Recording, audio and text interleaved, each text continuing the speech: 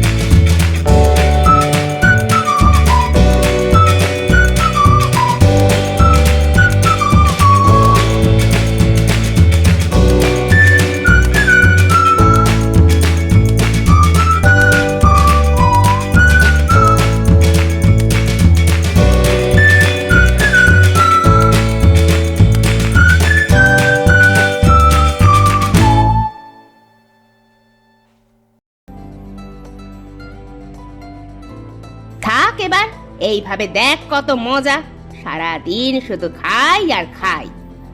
এই বলে গোয়ালিনী ঘরে চলে যায়। এইদিকে গোয়ালা দুধ বিক্রি করে বাড়িতে ফিরে আসে। দেখেছো বউয়ের কাজ? এইটুকু দুধের বাচ্চাটাকে কিভাবে বেঁধে রেখেছে।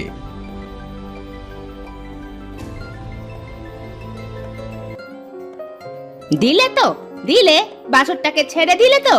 বলি, ও যে দুধ খেয়ে যাচ্ছে, আর দুধ খেয়ে গেলে আমরা পাবো কোথা থেকে? হ্যাঁ, ওপরওয়ালা যা দেবে তাতেই হয়ে যাবে বউ। হ্যাঁ, তোমার উপরওয়ালা যে একেবারে গোলা ভরে দিচ্ছে। আহা বউ, এমন ভাবে বলতে হয় না। বলি, টাকাগুলো ধরো। হ্যাঁ হ্যাঁ, দাও দাও, টাকাগুলো দাও। নাও। আর হ্যাঁ, আমাকে খেতে দাও তো। গরুটার জন্য ঘাস আনতে আমাকে মাঠে যেতে হবে। ঘরে দেখো গা, ভাত বাড়া আছে।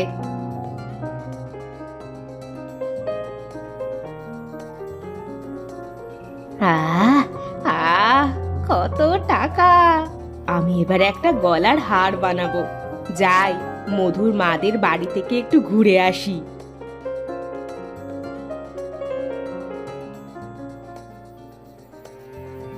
এই বউটাকে নিয়ে আর পারা যায় না। সারাক্ষণ এই দাও ওই দাও, কি যে করি।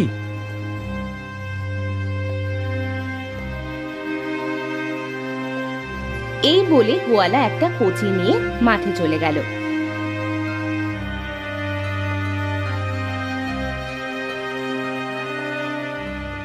গোয়ালিনী মধুর মার সাথে গল্প করছিল। মধুর মা, তা তোমাদের গরুকে তো ওরা কি খাওয়াও গো? এত দুধ দেয়, জানো আমাদের গরু দুধই দিতে চায় না। শোনো ভাবি, এটা বলতে আমার স্বামী নিষেধ করেছে, কিন্তু না বলেও পারছি না।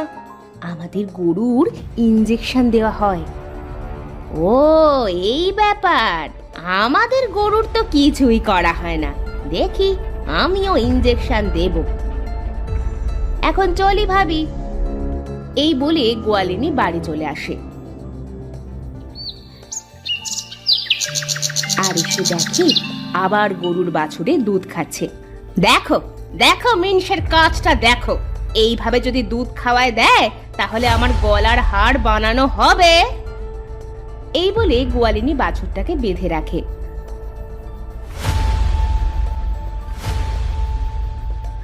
থাক এখানে, এরপর থেকে দুধ খাওয়ার কথা চিন্তাও করবি না।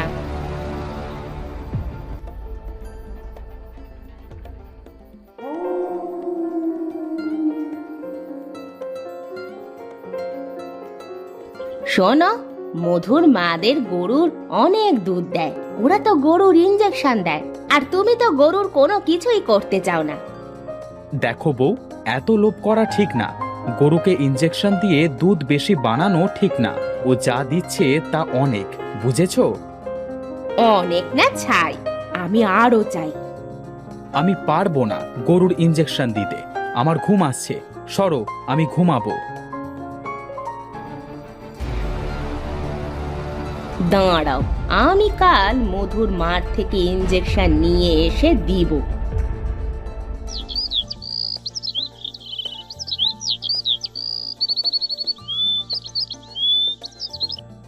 বাছুরটা ছাড়ো, একটু দুধ খেয়ে নিক, তারপর দুধ দোয়াবো। আমি একটু আগে ছেড়েছিলাম, তুমি দুধ দোয়াও।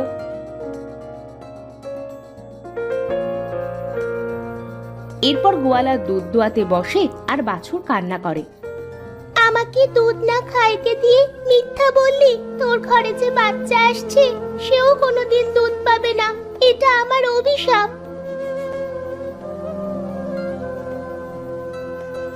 নাও, এবার একটু ছাড়ো বউ, আমার দুধ দোয়ানো শেষ।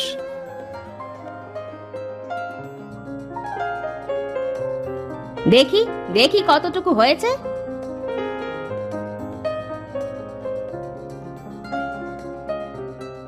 একটু দাঁড়াও, আমি আসছি।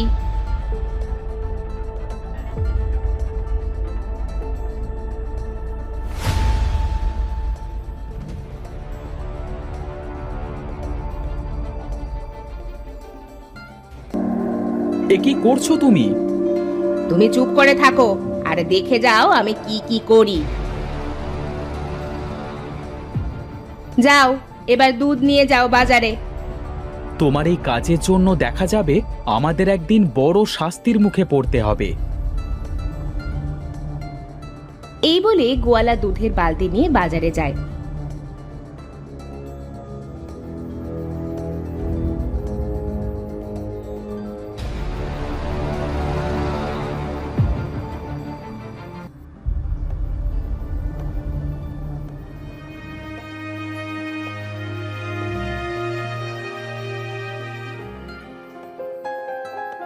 কিন্তু কেউ দুধ কিনতে আসে না তার কাছে। পাশের জনের কাছ থেকে সবাই নিয়ে নিয়ে চলে যায়। কি ব্যাপার, আমার কাছে কেউ আসছে না কেন? এই মালা, আমার কাছ থেকে দুধ নিয়ে যা। না না না, তোমার কাছ থেকে দুধ নেওয়া যাবে না, তুমি দুধে পানি মেশাও। এইভাবে কেউ গোয়ালার কাছ থেকে দুধ নেয় না।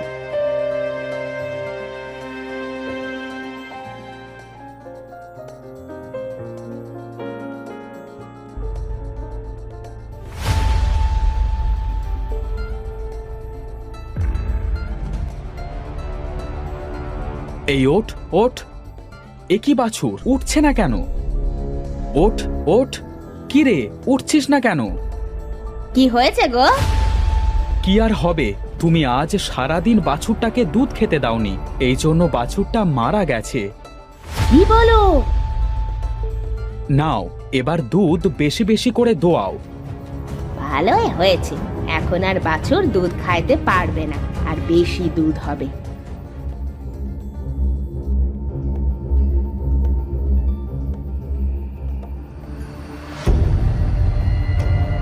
বলি, কাল থেকে পানি একটু কম মিশিও, কারণ দুধ আর কেউ কিনতে চায় না। কি বলো? শোনো, কাল থেকে তুমি পাশের গ্রামে যাবে, বুঝলে? আর একটু বেশি দামে বিক্রি করবে, আর বলবে আমার দুধে অনেক পুষ্টি আছে, তাই দাম বেশি। দেখা যাক, কাল তো আসুক।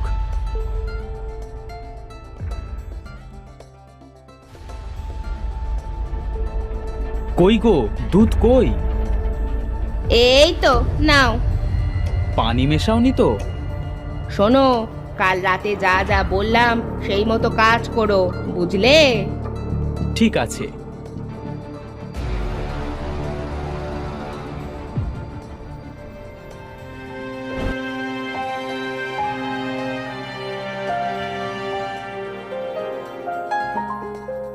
বলি দাদা, তোমার দুধের দাম কত?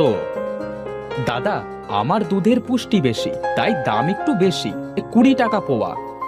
তা দাও তো 1 পোয়া।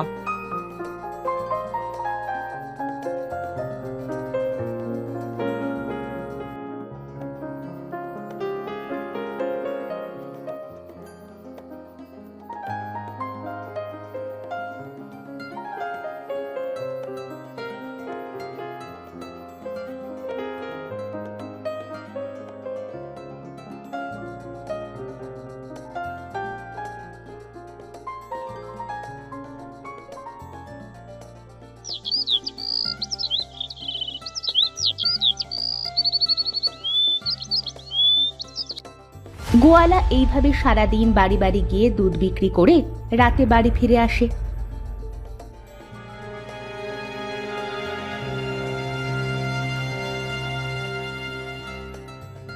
কি গো, আমার কথায় কাজ হয়েছে না বলো? তা হয়েছে, কিন্তু ভাবছি কালকে নেবে নাকি। অত চিন্তা করো না, এখন ঘুমাও গিয়ে।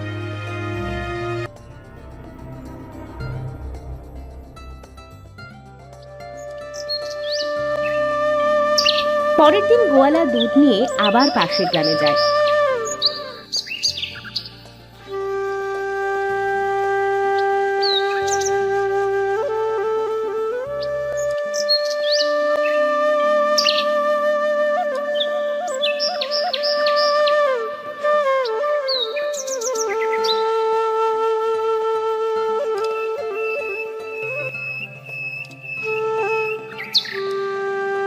কিন্তু তার থেকে আর কেউ দুধ কেনে না।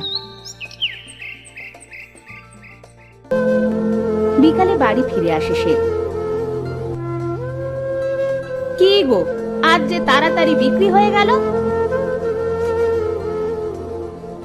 কি গো, কথা বলছো না কেন? তোমাকে কতবার বলছি দুধে পানি মিশিও না, তা আমার কথা শোনো না তো।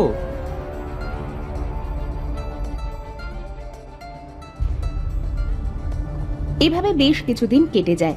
এইদিকে গোয়ালা আর গোয়ালিনীর ঘরে একটা কন্যা সন্তান জন্ম নেয়, কিন্তু গোয়ালিনীর বুকের দুধ পায় না। আর এইদিকে গরুও দুধ দেওয়া বন্ধ করে দিয়েছে। ও গো, এইভাবে মাথায় হাত দিয়ে বসে থাকলে হবে? মেয়েটা যে একটু দুধ পাচ্ছে না, কিছু একটা করো। কি আর করব, গরুটাও তো দুধ দেওয়া বন্ধ করে দিয়েছে, আর আমার কাছে টাকাও নেই যে বাজার থেকে দুধ কিনে আনবো। এখন কি হবে গো? আমাদের মেয়েটা তাহলে দুধের অভাবে মারা যাবে। আমি আর কি বলবো, বলি শোনো, তোমার সাথে তো মধুর মায়ের অনেক মিল, যাও না একটু দুধ চেয়ে আনো। সে চেষ্টা না করে আমি কি বসে আছি? কি বলেছে? শোনো ভাবি, আমার মেয়েটা যে বুকের দুধ পাচ্ছে না, একটু দুধ দিবা আমার মেয়েটার জন্য? টাকা এনেছো? টাকা ভাবি, পরে আমি পরিশোধ করে দেব। এ কথা বললে তো হবে না, আগে টাকা আনো, তারপর দুধ পাবে।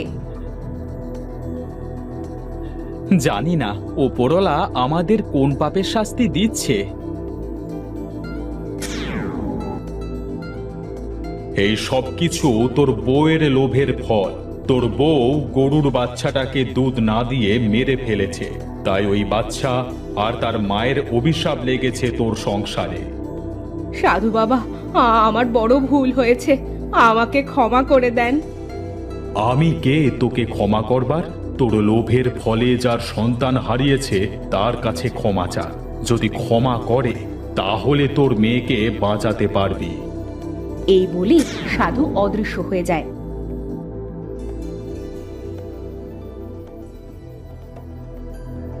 গোয়ালা আর গোয়ালিনী গরুর কাছে গিয়ে হাত জোর করে বলে, আমাকে তুই ক্ষমা করে দে, আমি লোভের ফলে অন্ধ ছিলাম। হ্যাঁ, তুই আমাদেরকে ক্ষমা করে দে আর আমাদের সন্তানকে বাঁচা, একটু দুধ দে। দেখো কেমন লাগে সন্তানের জন্য, আমারও এমনটাই লাগছিল যখন আমার সন্তান দুধের জন্য ছটফট করছিল। আমি অন্যায় করেছি, আমাকে শাস্তি দাও, তবু আমার সন্তানকে আর কষ্ট দিও না। আমি যে তার কষ্ট আর সহ্য করতে পারছি না। আমার বউ না হয় অন্যায় করেছে, কিন্তু আমি তো তোকে অনেক ভালোবাসি। এই ভালোবাসার অছিলায় আমাদের তুই ক্ষমা করে দে। ঠিক আছে, তবে মনে রাখিস, বেশি লোভ ভালো না, লোভে পাপ আর পাপে মৃত্যু। ঠিক আছে, আমার সারা জীবন মনে থাকবে। যা, একটা বালতি নিয়ে আয়।